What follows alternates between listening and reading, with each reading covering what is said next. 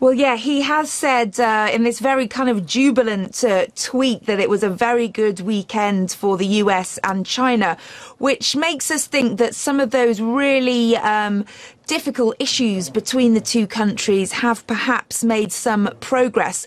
The main one of those, a structural issue, is the fact that the US has long accused China of forcing American firms to give away trade secrets and intellectual property and technological information before they are allowed to do business in China, thereby giving the Chinese state all that information about American companies just to let them do business there.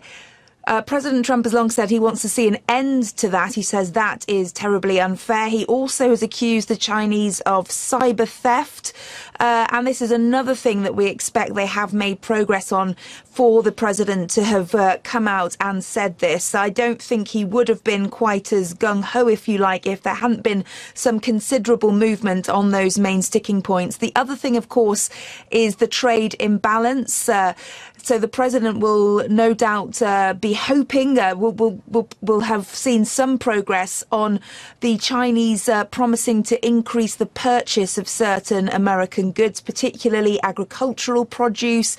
We also understand it's probably things like semiconductors and maybe American energy as well. So as well as the kind of intellectual property and cyber theft issue, there will also probably have been some kind of commitment to purchasing more US goods.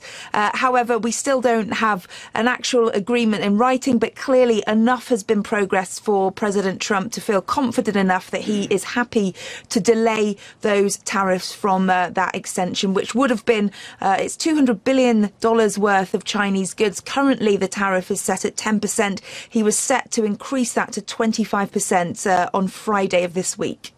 And what next for the trade dispute between the two world powers? Well, the talks will continue. As I said, this is not a done deal as yet. It seems to be a kind of positive move forward. And no doubt the financial markets will be breathing a sigh of relief on hearing this news. But it isn't yet settled or set in stone. So those negotiations will continue. But now, of course, that deadline of Friday has moved. So the pressure is not quite as harsh as it was.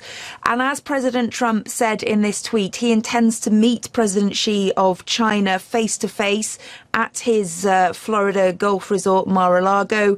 And that is when the final parts of this deal will be thrashed out. It's likely to be between the two heads of state themselves.